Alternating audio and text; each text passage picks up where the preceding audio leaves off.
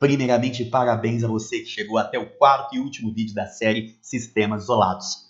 Hoje, nós atenderemos principalmente você que faz aberta de física, colisões bidimensionais, aqueles exercícios que tratam de colisões de carros que se deslocavam em ruas perpendiculares, em ruas que tinham direções diferentes. Então, se prepara lá, que esse assunto vai ser um grande diferencial para a sua aprovação, especialmente você que presta medicina ou então alguma engenharia. Bora pro vídeo, galera!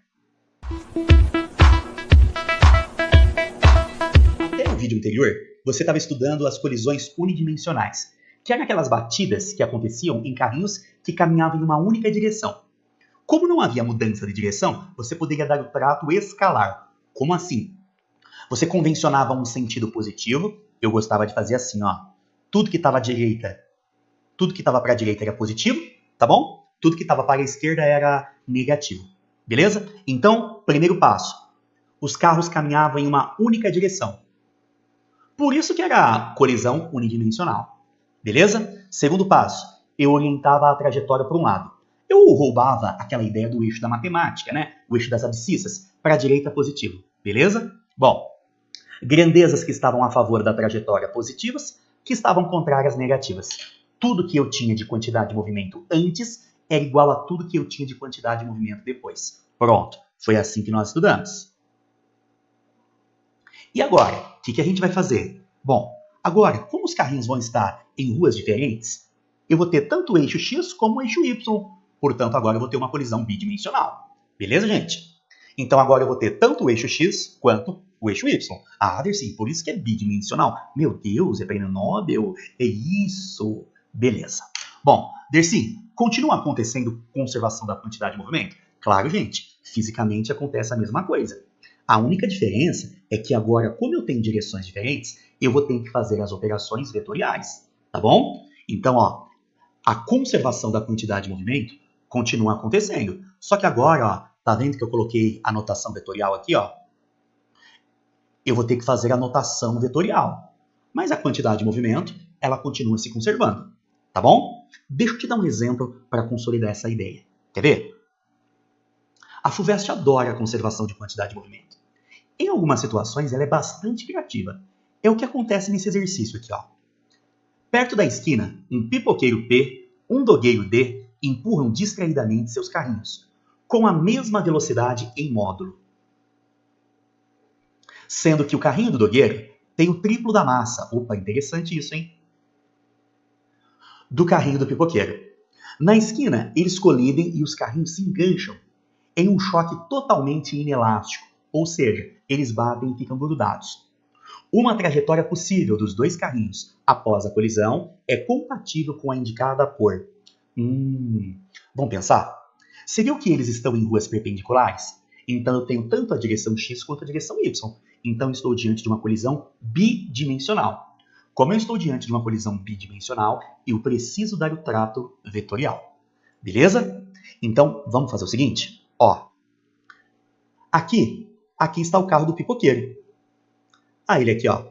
Vou representar com a cor azulzinha. Beleza? Como a velocidade dele está para a direita, opa, a quantidade de movimento dele é para a direita. Assim, ó. Pronto. Esse aqui é de quantidade de movimento, esse P é de pipoqueiro e aqui está para a direita. Agora, vamos lá para o dogueiro, ó. Vou pintar com um vermelhinho aqui, ó.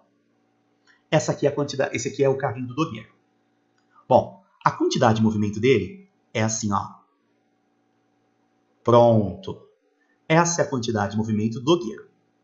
Dercy, por que você fez a quantidade de movimento do dogueiro maior? Presta atenção, gente. A quantidade de movimento do dogueiro, em módulo, ela tem que ser 3 vezes a quantidade de movimento do pipoqueiro. Por que, Dercy? Porque eles têm velocidades iguais em módulo, só que o dogueiro tem o triplo da massa. Então ele vai apresentar o triplo da quantidade de movimento. Por isso que eu fiz aqui aproximadamente 3 vezes maior. Tá bom? Então vamos fazer o seguinte, ó. Já que eu estou diante de um sistema isolado, por conservação de quantidade de movimento, eu vou escrever assim, ó. A quantidade de movimento que eu tenho antes, só que é vetor, né? Porque eu estou diante de uma colisão bidimensional, tem que ser igual à quantidade de movimento do sistema depois. Beleza. Para facilitar a minha vida, eu vou colocar aqui no papel quadriculado. Ó, vamos ver o que eu tinha antes. Antes, eu tinha a quantidade de movimento do pipoqueiro. Vou colocar aqui horizontal e para a direita. Pronto. Assim, ó. Mais a quantidade de movimento do dogueiro. Vertical para cima com o triplo do tamanho. Vertical para cima com o triplo do tamanho. Assim, ó. Pronto. Perfeito. Beleza. Bom, a quantidade de movimento do sistema depois é igual ao que eu tenho antes, pois em um sistema isolado ocorre a conservação da quantidade de movimento. Beleza? Bom, para fazer a soma vetorial, eu faço assim, ó, a pontinha do primeiro na bundinha do segundo. Acabou, acabou. Faço uma marquinha bem no ponto onde ele sai e ligo ao ponto onde ele chega. Pronto, aqui, ó. Portanto, a quantidade de movimento depois está aqui. Pronto. Seria assim, ó. Perfeito. Bom, como a quantidade de movimento está na diagonal para cima, a velocidade do conjunto depois da batida vai ser diagonal para cima. Sendo assim, já dá para eliminar a alternativa A, porque não pode estar na vertical, e a alternativa E, porque não pode estar na horizontal. Dersim, já dá para eliminar também a alternativa C de casa, né? Sim, seria a C de casa se os pedaços azuis e vermelhinho aqui fossem iguais, né? Aí eu teria mais ou menos um ângulo de 45. Então também não pode ser a C de casa. Agora eu fico entre a B de bola e a D de dado. E aí, qual que eu marco, gente?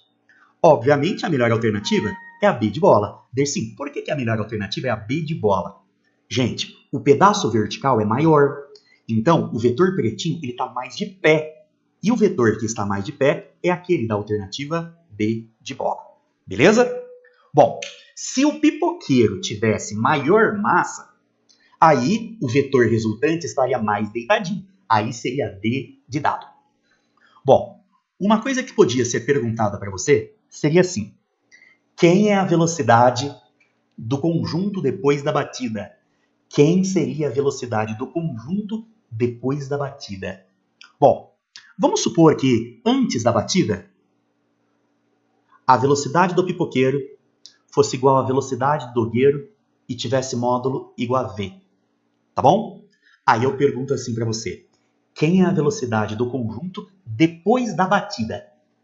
Poderia até ser uma pergunta de segunda fase, tá bom? Aí você poderia fazer assim, ó. Aplica um Pitágoras aqui, ó. Aplica um Pitágoras aqui, ó. Então ficaria assim, ó. O quadrado da hipotenusa é igual ao cateto azul ao quadrado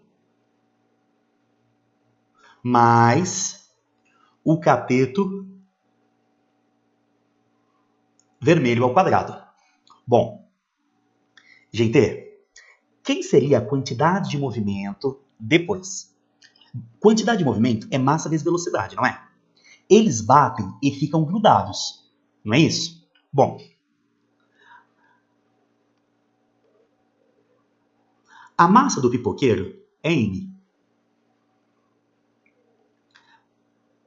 A massa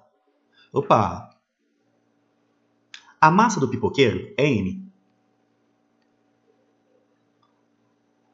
A massa do dogueiro é o triplo de M.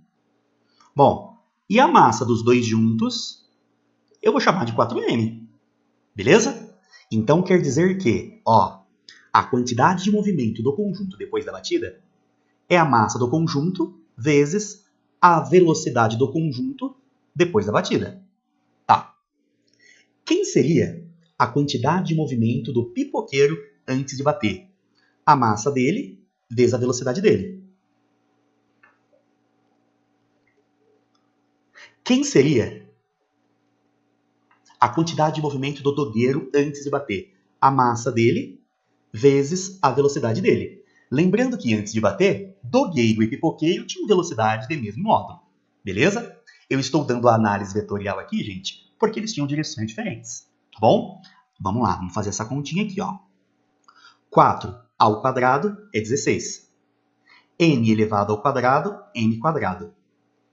M' elevado ao V' elevado ao quadrado, V' quadrado. M ao quadrado, M quadrado. V' ao quadrado, V ao quadrado, V quadrado, né? 3 ao quadrado é 9. M ao quadrado, M quadrado, V quadrado, V quadrado. Pronto. M ao quadrado apareceu em todas as parcelas, então você pode cortar.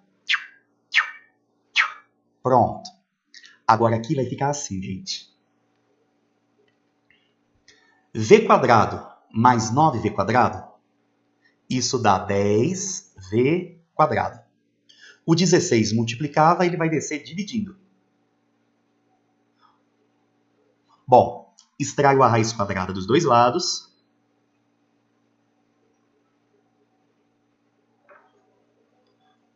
Cortou meu 10 aqui, né?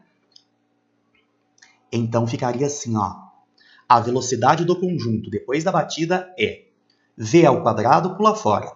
O 10 você pode deixar indicado. 16 tira a raiz, dá 4. Pronto. Então aqui está.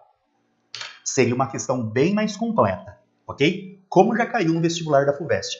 Pedir a velocidade do conjunto depois da batida perfeitamente inelástica, ok? Dá um print nessa tela. É importante que você entenda as duas etapas, inclusive o plus que foi dado aí, que vai permitir você entender outras questões relacionadas com colisões bidimensionais perfeitamente inelásticas, que foi o que nós fizemos aqui.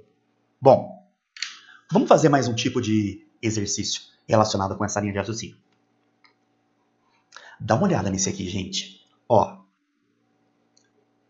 se você entender o próximo, esse aqui tenho certeza que você vai tirar de letra, tá? O gancho que eu fiz no final foi para você entender esse aqui, ó. Quer ver como você vai entender?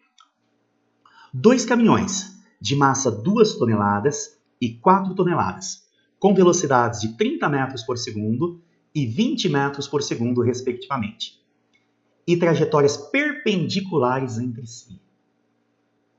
Colidem em um cruzamento no ponto G. Para você que ainda não encontrou ele aqui, ó o ponto G. E passam a se movimentar unidos. Já deu para perceber que o choque bateu, grudou, cai, mas cai demais. Até um ponto H.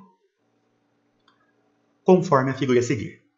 Considerando o choque perfeitamente inelástico, bateu, grudou, né?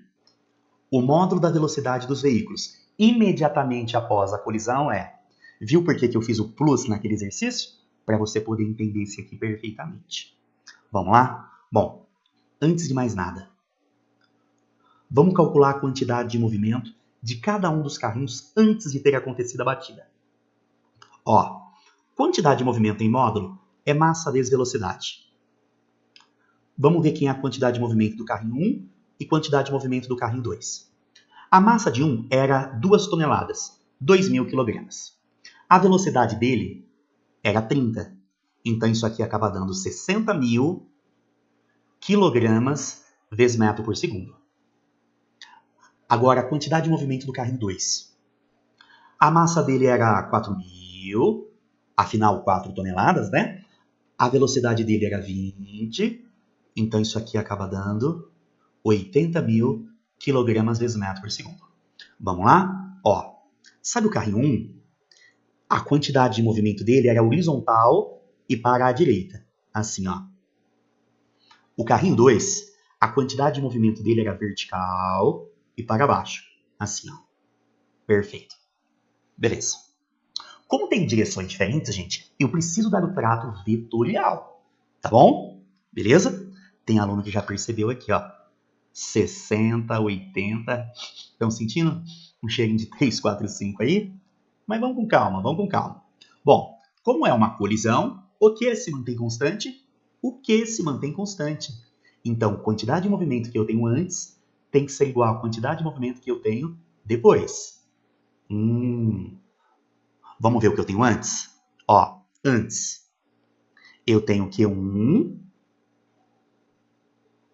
mais o Q2. Depois, eles batem e ficam grudados. Então é como se eles fossem uma coisa só. Beleza? Bom, como eles têm direções diferentes, eu preciso dar o trato vetorial. Vamos lá. Pontinha do primeiro, o primeiro é o Q1. Horizontal para a direita, assim, ó. Dercy, quanto que ele valia? 600, não, 60 mil, né? Você enfia na bundinha do segundo. Dercy, quem que é o segundo? É o vermelhinho. É o Q2, ó. Dercy, quanto que ele valia? 80 mil. Acabou, acabou. Agora você faz uma marquinha bem no ponto onde ele sai e liga o ponto onde ele chega. Você não vai somar 60 mil mais 80 mil, você não vai colocar 140 mil. Você tem que levar em conta a direção e o sentido. Pronto, ó. Então essa daqui é a quantidade de movimento do conjunto 1,2. Beleza? Bom, quem é afiadinho na matemática já viu que isso daqui é um múltiplo de um triângulo 3, 4, 5. Tá? Agora, se você ainda não percebeu, aplica um PIT, aplica um teorema de Pitágoras. Então você faz assim, ó. O quadrado da hipotenusa é igual a 1 cateto ao quadrado mais o outro cateto ao quadrado. Eu já vou fazer a conta aqui para a gente ganhar tempo, tá? Então, a quantidade de movimento do conjunto, gente, acaba dando aqui, ó,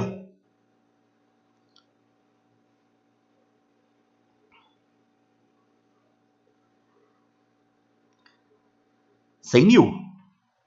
Beleza? Ótimo. Agora, vamos fazer assim, ó. Vamos fazer assim. A unidade aqui é o quilograma vezes metro por segundo. Bom, quem que é a quantidade de movimento do conjunto? É a massa do conjunto, 1, 2, vezes a velocidade do conjunto. A massa do conjunto, 2 toneladas mais 4 toneladas, é 6.000 toneladas. Opa! Tem gente que já matou aí, mas toma cuidado que tem um peguinha. Toma cuidado que tem gente que cai no peguinha. Toma cuidado que tem gente que cai no peguinha. Deixa eu ver se eu esqueci de algum zero aqui. 1, 2, 3, 4.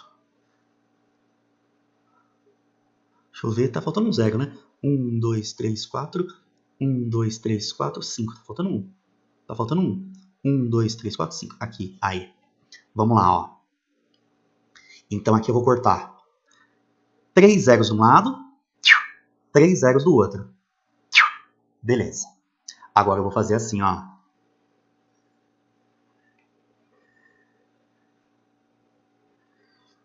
Velocidade do conjunto aqui vai ficar assim.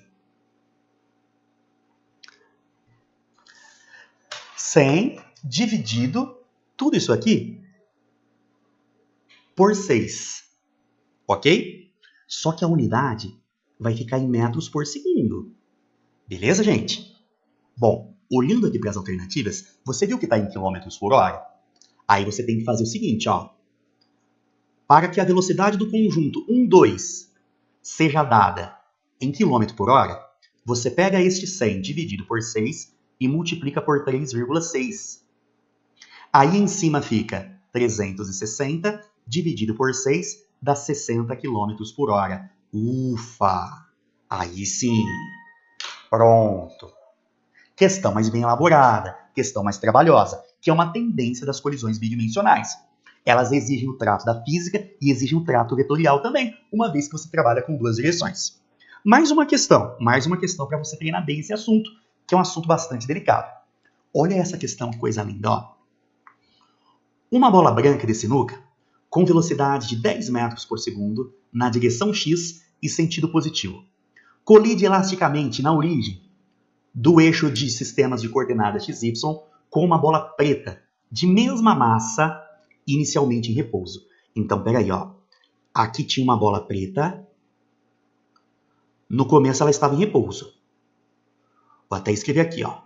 Repouso. Aí veio uma bola aqui assim, ó.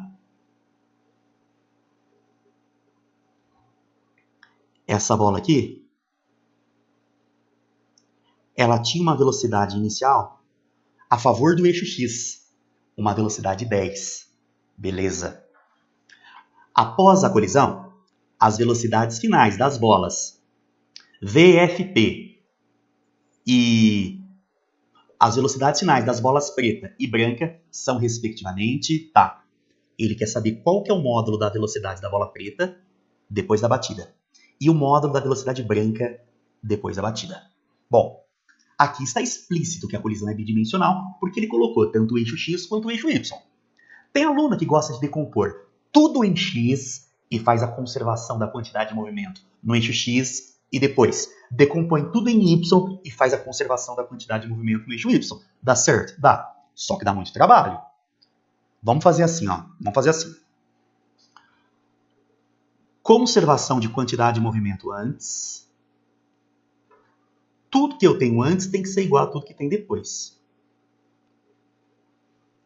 Bom, vamos ver quem que a gente tem antes? Gente, antes. Antes, a quantidade de movimento era única e exclusivamente devida à bola branca, porque antes apenas ela tinha movimento. Isso aqui é o que eu tenho antes, ó. Isso aqui é antes da batida.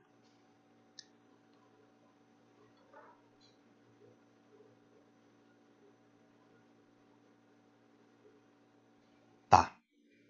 Isso tem que ser igual ao que eu tenho depois.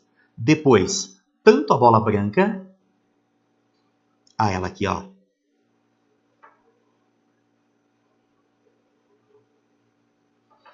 quanto a bola preta apresentam quantidade de movimento. Então tem que levar em conta aqui essas duas. Bom, vamos lá. Vamos desenhar isso aqui, gente. Ó, vamos desenhar essa daqui com a cor vermelha, ó. Vamos desenhar essa daqui com a cor vermelha. Lá vai, ó. Essa era a quantidade de movimento da bola branca depois da colisão. Eu estou chamando de QB'. Pronto. Veja que ela formava um ângulo de 30 graus com a horizontal. Tá. Bom, a pontinha do primeiro, eu vou somar tudo que eu tinha depois aqui também, ó. Tá bom? Então, depois, quem que é a quantidade de movimento que eu tenho depois? É o QB' mais a quantidade de movimento da bola preta linha. Eu vou fazer com a cor verdinha aqui, ó. Ela tá meio que diagonal para baixo assim, né, ó. Pronto. Essa é a quantidade de movimento da bola preta depois da batida. Bom, veja que o ângulo formado entre a direção vermelha e a direção verde é 30 mais 60. Portanto, é um ângulo de 90. Elas são perpendiculares. Beleza? A soma de tudo que você tem depois tem que dar aquilo que você tinha antes. Então eu faço uma marquinha bem no ponto onde você sai e ligo onde você chegar. A quantidade de movimento ela tem que se conservar. Isso é uma premissa dos sistemas isolados. Conservação da quantidade de movimento. Deixa eu apagar esse QB aqui que ele ficou um pouco feio. Aí. Perfeito. Bom, agora vamos pensar um pouco, gente. Queria que você olhasse para esse triângulo aqui e dissesse para mim o que seria, por exemplo, seno de 30.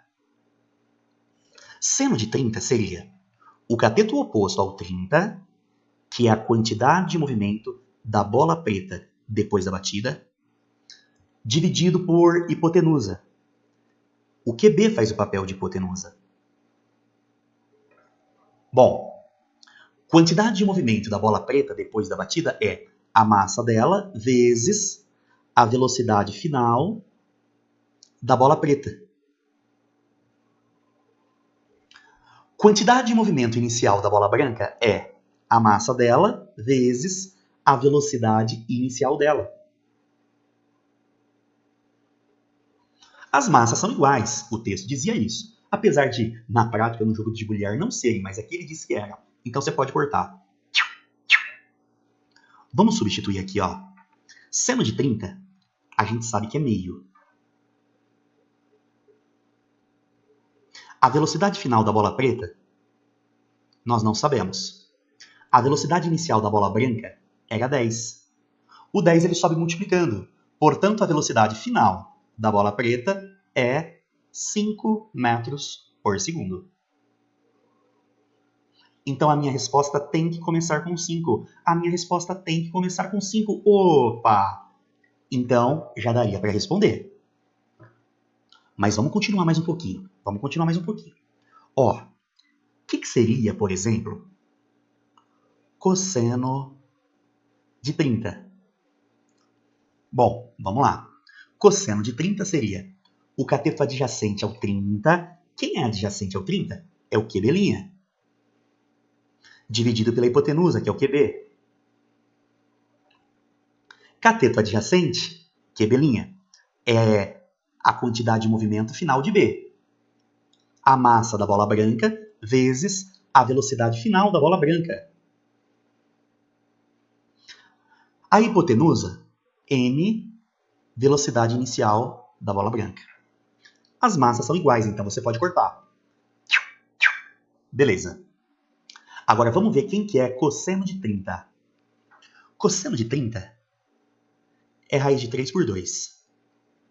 Velocidade final da bola branca, eu quero saber. A inicial era 10. Se a gente multiplicar isso aqui em cruz, a gente chega aqui. A velocidade final da bola branca é 5 raiz de 3 metros por segundo. Bom, raiz de 3 é aproximadamente 1,7, tá? 1,7 vezes 5, opa, vai dar 8,65, que é aproximadamente 8,7. Pronto. Beleza, o que confirma essa alternativa? Então, gente, quando aparecer para você colisões bidimensionais, respira fundo, faz Q antes igual a Q depois. A única diferença é que agora você tem que dar o trato vetorial. Então, vai dar mais trabalho aí para vocês. Beleza? Bons estudos aí a todos vocês. Espero ter ajudado. E esse é o nosso último vídeo da playlist Sistemas Isolados. Valeu, gente. Bons estudos!